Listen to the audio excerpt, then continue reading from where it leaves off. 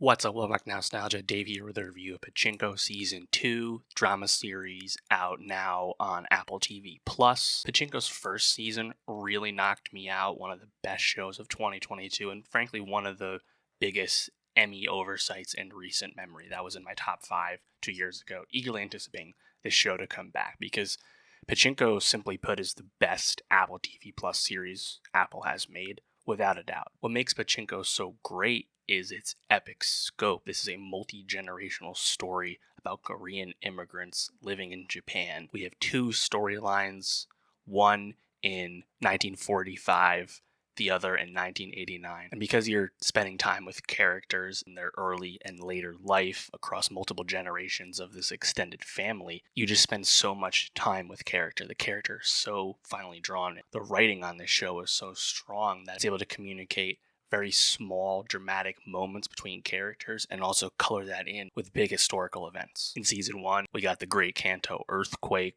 one of the best episodes of TV I've ever seen. This year, we moved up into World War II in the early timeline, and we're approaching the Japanese economic crash and the start of the lost decades in the 89 storyline. Certainly a story with a lot of heartbreak and tragedy, but I think the character work on the show is really astounding. Min Ha Kim and Youn Yuh-jung play Sunja, old and young, both great. Lee Min-ho, very charismatic as this Yakuza figure.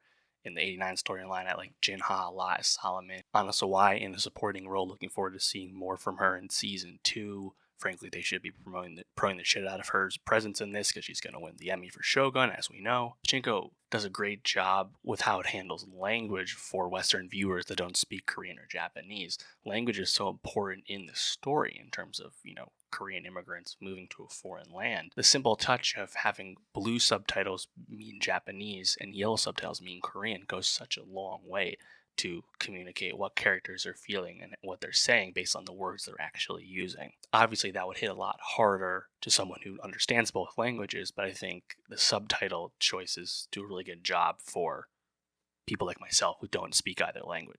In the past timeline, we've moved up, 7 years. Season 1 took place in the 30s at that time, but now we're all the way up to 1945 in Osaka with Sunja, so we're getting at the very end of World War II, which I think is pretty curious, pretty interesting, and certainly compelling from what we saw in the first episode, where, you see an American propaganda drop. The threat of Osaka being bombed is on everyone's mind. Of course, these are people not participating in the war. They're civilians trying to make ends meet as food becomes scarce and the ability to survive is paramount. There's also some ominous foreshadowing about Sunja's brother-in-law being conscripted into working in the munitions factory in where else? Nagasaki.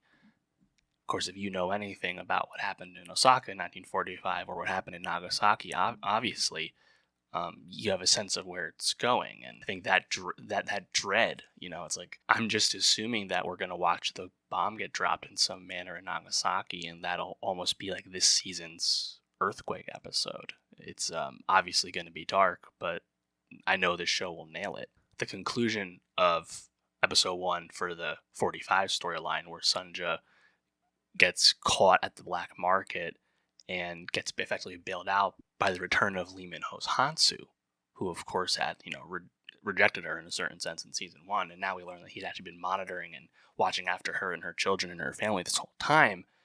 The story is kind of circling back around in a compelling way, so who knows where that goes from here. The 89 storyline hasn't progressed 7 years, it's only progressed a few months, and Solomon, Sunja's grandson, of course, is still trying to pick himself back up from the fallout of what happened at the end of Season 1, where he basically went against the wishes of his employer and his employer's client and told the old woman not to sell her home to the bank or whatever.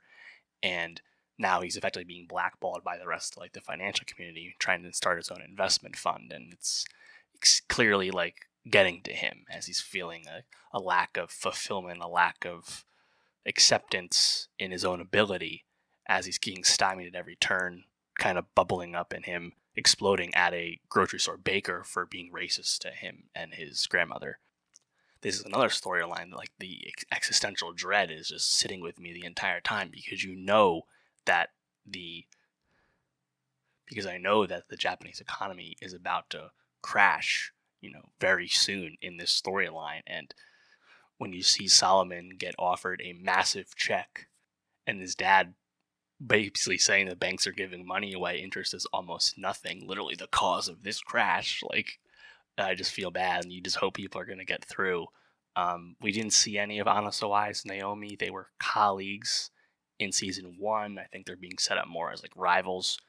We'll see how much of a member of the show she is. I don't believe she's a full cast member this time around, so we'll see. However much we get of her, I'm sure it'll be great. Also, curiously, noticeably, the 1989 storyline, we only see one of Sanja's sons. We do not see Noah, the older son. We're spending a good amount of time with Noah and his desire to see his dad once again, who's been imprisoned and is struggling to fit in at school and whatnot, and his teacher trying to get him to apply himself. We're seeing all that in the past storyline, so we know stuff will happen. But we also very conspicuously do not see him in the 89 storyline. I'm sure that'll come up. That'll be we'll figure out why in time. I think big picture, Pachinko is one of those series where you could probably make an argument that you'd rather spend time with only one of the timelines. I think the 1945 and last season the 30s stuff is more compelling. We spend more time with the past story. And in a sense, it takes away some of the stakes because, we're seeing old Sunja. We're seeing one of her kids grown up, her grandson in 89. So, like, ultimately, we know Sunja's going to, like, get through in a certain sense. Like, when she got arrested at the black market, I didn't really have much fear in anything bad happening to her because I know that she's going to make it through. So, whether both timelines are able to, like, really come together and coalesce in a compelling way, I'm not sure if I necessarily need that because I do find both timelines incredibly compelling. I think it's just the core strength of maybe not the structure of the show, but just the writing and, like, conception of the show in the sense that you have, I think, just great character work sprinkled around these, like, larger historical events that will affect these characters as well. Season 2, certainly, in my opinion, is continuing the very strong first season, and I really can't wait to see what's next. Hopefully Apple, now that it has a bit more Emmys juice, will actually rally behind this show and push it for the Emmys, because it's certainly justified, certainly worthy. Cynically speaking, maybe they'll see what happened with Shogun at FX and see that get embraced by the Emmys. But hey, maybe we can promote our Asian show now. Like, you wish it wouldn't have to be that crass and calculated, but maybe they'll think that way. I'm not sure. Either way, we want that recognition because more people will watch this show. It's far from the most popular show on Apple, but it certainly deserves more attention. But let me know, what did you think of the beginning of Pachinko Season 2? What are you most looking forward to seeing across the season? And for more TV reviews, subscribe, and I'll see you next time.